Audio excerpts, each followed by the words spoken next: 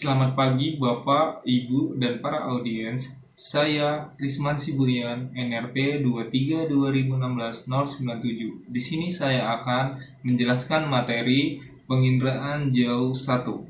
Geostationary Orbit. Geostationary orbit adalah sebuah satelit yang mengorbit di ketinggian lebih dari 26.000 km di atas permukaan bumi, yang mana satelit ini memiliki pergerakan dengan rata-rata kecepatan yang sama persis dengan rotasi bumi, yaitu 3 km per detik.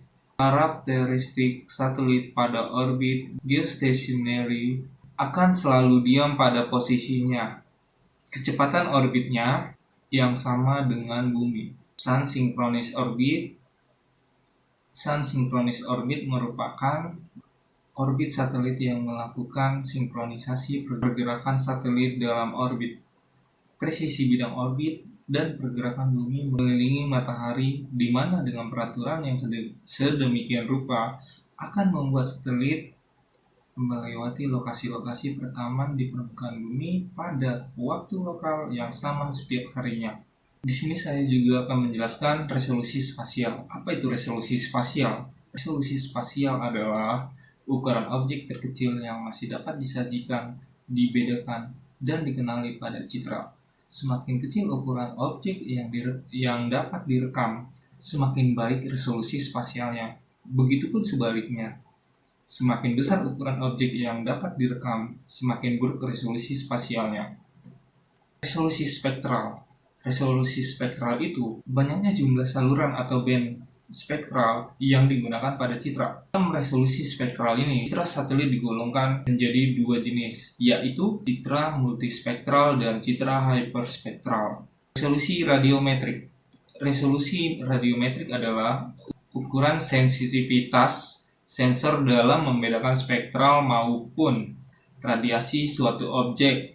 Contohnya, citra Landsat 7 memiliki sensor dengan resolusi radiometrik 8 bit. Artinya, sensor tersebut dapat membedakan suatu objek sebanyak 256 variasi. Resolusi temporal. Resolusi temporal yakni periode waktu satelit kembali merekam di area yang sama. Contoh, citra satelit yang tergolong memiliki resolusi temporal tinggi yakni NOAA, MODIS, dan lain-lainnya. Sedangkan citra satelit yang tergolong memiliki resolusi temporal rendah antara lain ALOS, Landsat, dan SPOT. Di sini juga saya akan menjelaskan sedikit mengenai satelit Landsat 9. Landsat 9 berasal dari negara Amerika yang diluncurkan pada tanggal 9 September 2021. Landsat 9 ini mempunyai misi yang akan melanjutkan peran program dalam memantau dan mengelola sumber daya alam.